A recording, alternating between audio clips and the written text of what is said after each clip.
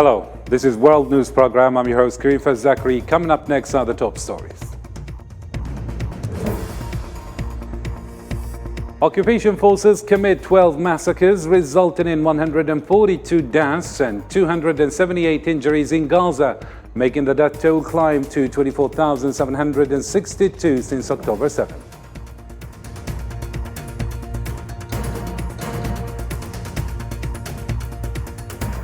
Also ahead in our program, Mexico and Chile request the International Criminal Court's investigation into Zionist entities' crimes against Palestinians.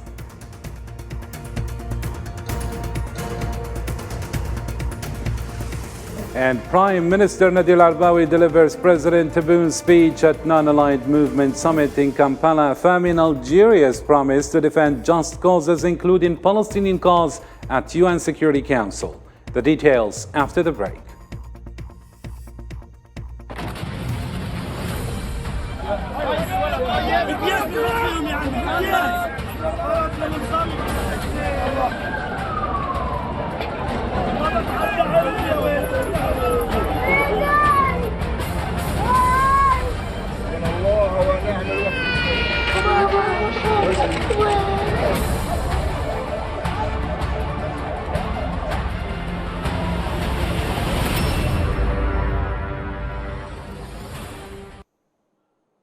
Hello again and welcome to the details. First off in our news, the unfortunate events unfolding in Palestine.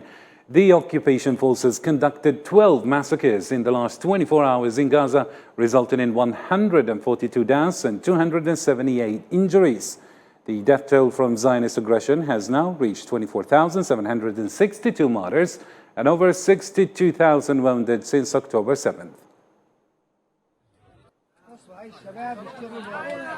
شباب اللي ملوش لازمه برا يلا يلا كله برا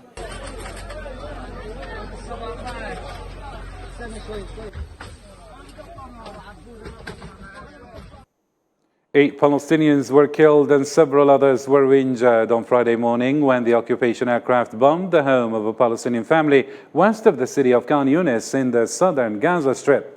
Amid violent shelling of the entire region by the occupation artillery, meanwhile, at least 15 Palestinians were killed and several others were injured after the occupation aircraft bombed a residential apartment near a Shifa hospital in Gaza City.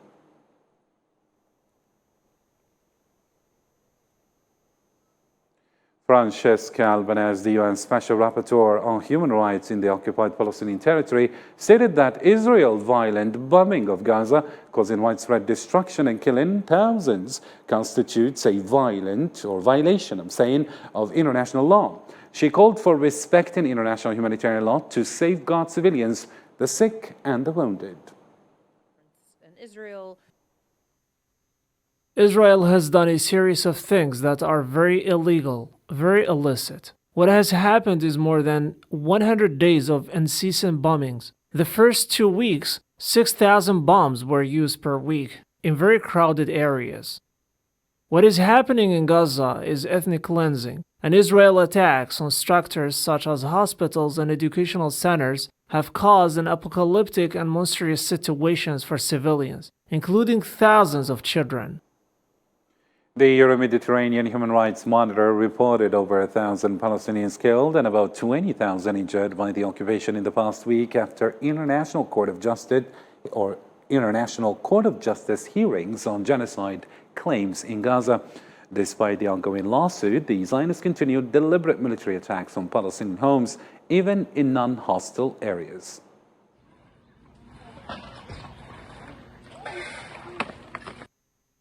A bloody week of genocide carried out by Israel in the Gaza Strip has been recorded since the occupation's legal team presented its argument before the International Court of Justice. The facts on the ground prove that the occupation army deliberately destroys Palestinian life and prevents the forcible return of displaced persons to their places of residence in preparation of their forcible displacement outside of the Gaza Strip. Euromed urged the International Court of Justice to expedite its decision, to take urgent measures to stop the genocide committed by Israel against the residents of the Gaza Strip and protect them.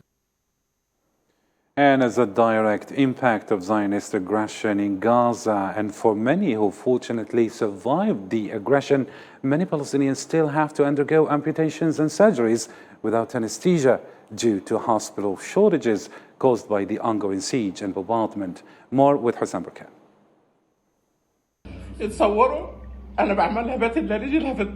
In a desperate plea to the world, Dr. Hani Psiso reveals the unimaginable suffering inflicted upon the children of Gaza by Zionist massacres. Dr. Psiso forced to amputate his niece Ahad's leg at home without anesthesia, raises questions about the injustice faced by the besieged population. I'm Dr. Hani Psiso. We are in our house. They bombed us. This is my niece, imagine. I'm amputating her leg at home. What do the Israelis want from us? What is this injustice that we are facing? We have been besieged for 15 days. My daughter, I am amputating her leg without anesthetic. The agonizing decision to amputate was driven by the need to save Ahad's life, as transporting her to Al-Shifa hospital was impossible with the occupation army and tanks surrounding the house. Ahad, talking to her father in Belgium moments before being injured, recalls the tank firing a shell at her. حاصرنا 22 يوم تاريخ 19/12. We were under siege for 22 days. On December 19th at 10:30 a.m. approximately, I went to call my father. My father has been abroad for 6 years. I went outside to get a signal and the tank was in front of me. I saw it. It was very big. My sister was with me. I said to her to go to the living room until I pulled down the kitchen blinds so they don't shell us because the tank was very big. So I went and I pulled down the blinds and I put the chair between the fridge and the washing machine. I barely sat down and then they bombed me. الثلاجة والغسالة وأدوب قعدت لهم قصفوني. Ahad witnessed the painful details of her leg amputation, enduring terrible pain but accepting her new life as an amputee. The aggression not only claimed lives but also inflicted permanent disabilities, bearing witness to the brutality of the occupation. Also in our news, Mexico and Chile have asked the International Criminal Court to investigate crimes committed by the Zionist entity against Palestinian people.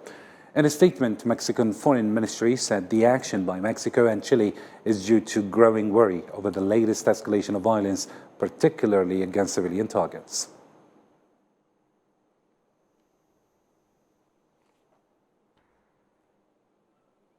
The official spokesman for the Palestinian presidency, Nabil Abu Rudaina, emphasized that without establishing an independent Palestinian state with East al-Quds as its capital, based on the 1967 borders, regional security and stability are unattainable. Abu Rudaina urged international recognition of the independent Palestinian state for regional and global stability.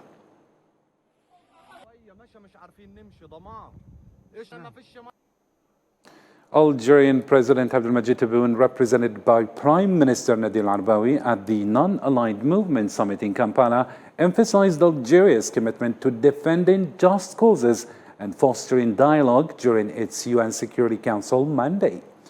President Tebboune urged collective support for the Palestinian cause and holding the Zionist occupation accountable for its crimes, stressing that the genocidal war against the defenseless Palestinian reflects the failure of the international community to impose restrictions that apply to everyone without any discrimination.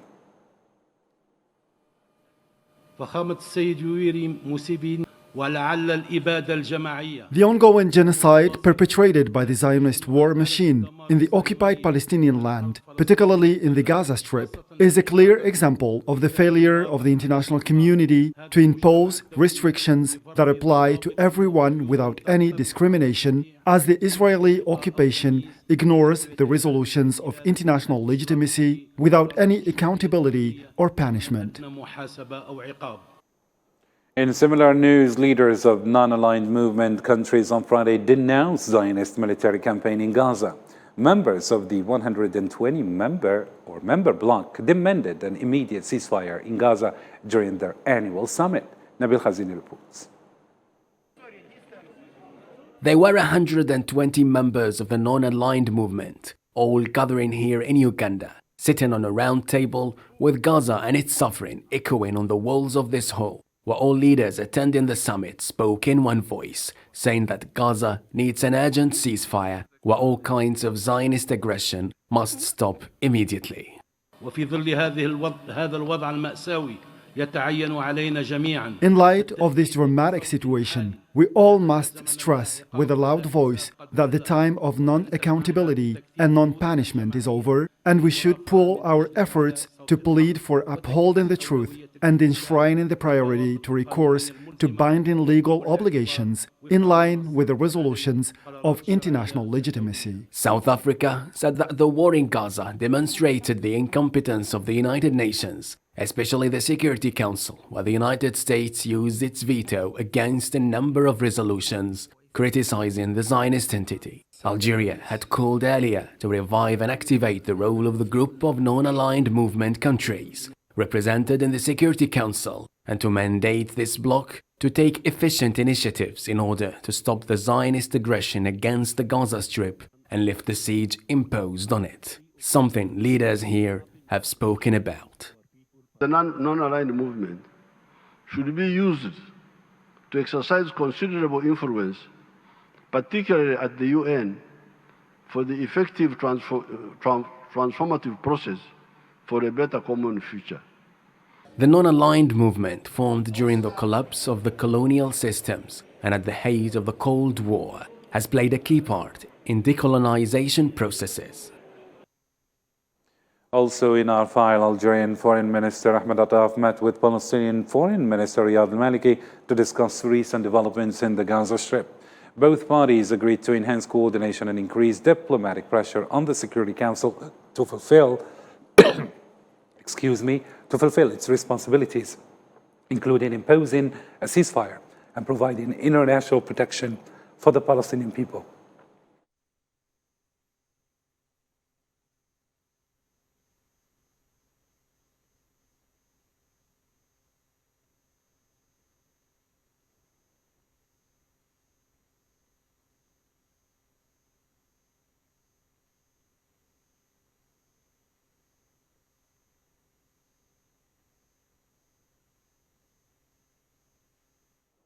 Hamas leaders, led by Musa Abu Marzouk, met with Russian President Special Envoy Mikhail Bogdanov to discuss a ceasefire and an end to Zionist aggression. Hamas clarified its position on the resistance files of prisoners, highlighting the threats posed by the occupation's crimes against Palestinians to international peace and security.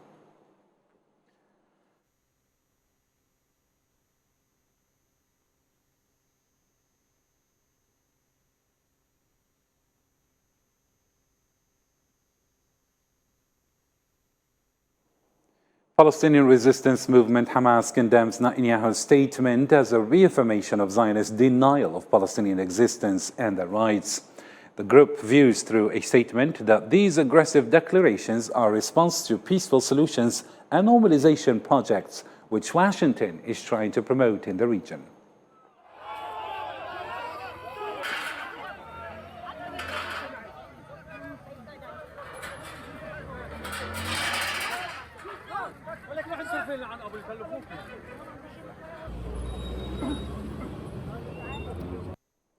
Senator Bernie Sanders accused the United States of complicity in the Palestinian suffering, emphasizing Congress's inaction to address the humanitarian crisis in Gaza.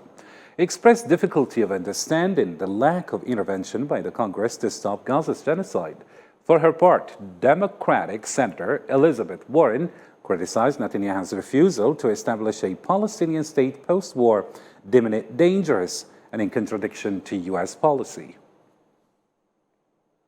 Also in our news, Al-Qassam brigades announced on Friday that they targeted a Zionist force east of Jabalia, northern Gaza Strip, causing casualties. They also reported detonating a stun device in another force, resulting in the death and an injury of Zionist occupation soldiers. Al-Qassam stated that they destroyed Zionist forces in the central Gaza Strip and targeted a Merkava tank with Al Yassin 105 shell northeast of the Buraij camp.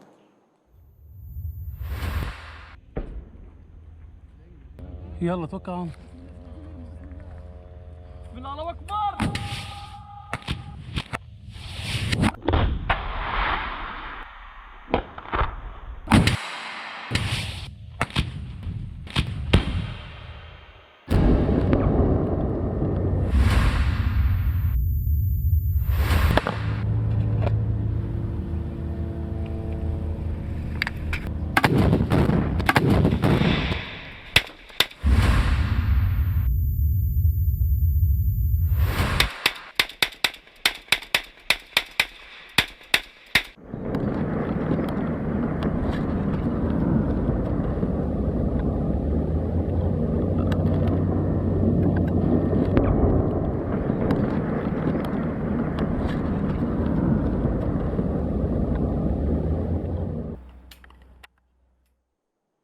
Meanwhile, Al-Quds Brigades, the military wing of the Islamic Jihad movement, announced intense clashes with Zionist occupation soldiers east of Gaza City.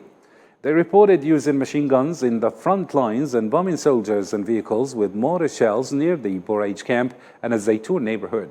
Additionally, Al-Quds Brigade fighters targeted a Zionist military vehicle with a tandem shell east of Jabalia in the northern Gaza Strip.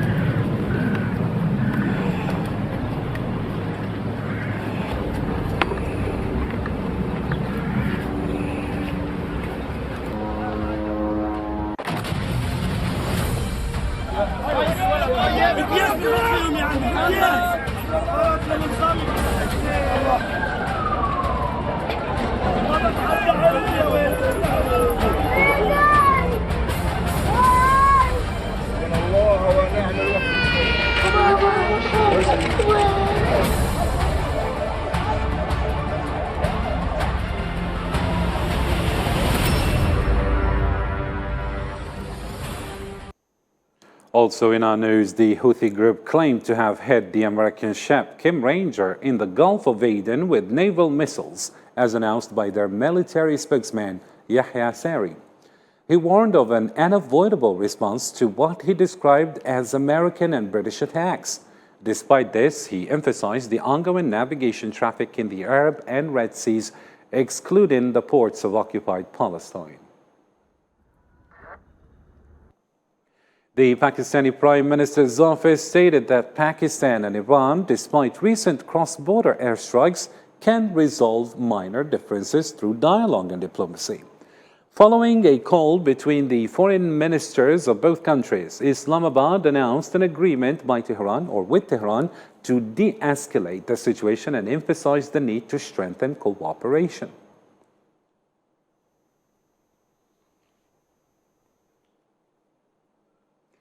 Moving on to another story now, Algerian President Abdelmadjid Tebboune stressed that the history of the non-aligned movement compels it to support the right of the Sahrawi people to self-determination through a free and fair referendum in line with international legitimacy. The path of the non-aligned movement, which is full of solidarity with oppressed and colonized peoples, compels us today to support the right of the people of Western Sahara to self-determination. These people, whose just cause and legitimate aspiration to organize a fair and transparent referendum in line with relevant international legitimacy and the attempts of obliteration and misleading to deprive it from its legitimate, inalienable, and imprescriptible rights. The Algerian president also stressed the importance of the link between security and development in Africa, especially in light of the growing political crises and security threats, stressing that this situation will not prevent Algeria from assuming its duty towards the continent. Let's have a listen. At the African level, we are strongly convinced that there is a link between security and development, especially in light of the growing political crises and security threats. This situation will not prevent us from assuming our duty towards our continent in order to achieve the desired development goals and turn Africa into an important international player and make up for the historical oppression that the African continent has been subjected to in the composition of the UN Security Council. President Tebboune further stressed that Algeria is intensifying its cooperation with international partners to mitigate the repercussions of the global energy crisis by continuing to strengthen its role as a reliable supplier. Algeria is intensifying its cooperation with international partners to mitigate the repercussions of the global energy crisis by continuing to strengthen its role as a reliable and credible supplier. Algeria will host next March the 7th summit of the heads of state and government of gas exporting countries, which it aspires to turn into an important event to strengthen dialogue and consultations in order to support and develop natural gas industry and emphasize the total and permanent sovereign rights of member states in the planning, development and exploitation of their resources in natural gas, notably that it's considered a clean energy for now and for the future. The head of state indicated on the occasion that Algeria will seek, through its non-permanent membership in the UN Security Council, to strengthen international multilateral action and give priority to peaceful solutions in addressing crises. Algeria will seek to strengthen international multilateral action and give priority to peaceful solutions to crises and addressing root causes of conflicts, instead of continuing the approach of containing them or managing them. Algeria will also join its efforts to those of other member states of the movement to build bridges of dialogue and understanding among the various bodies and drafting the necessary agreements with the Security Council regarding the issues of interest to our movement. Algerian Foreign Minister Ahmed Attaf engaged in bilateral meetings with counterparts from Palestine, Tunisia, Yemen, Azerbaijan, and Chad during the 19th Non-Aligned Movement Summit in Kampala. Discussions covered various topics including regional relations, cooperation, and developments in the Maghreb region.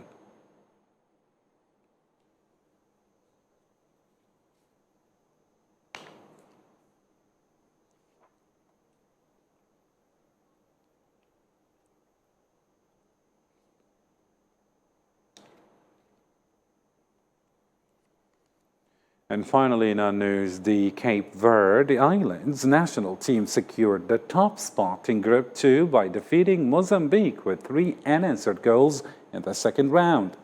Meanwhile, Africa Cup of Nations holder Senegal advanced to the round of 16 with a 3-1 victory over Cameroon. And the third match, Guinea secured a 1-0 victory against Gambia, putting them on the verge of advancing to the round of 16 and the 2023 Africa Cup of Nations.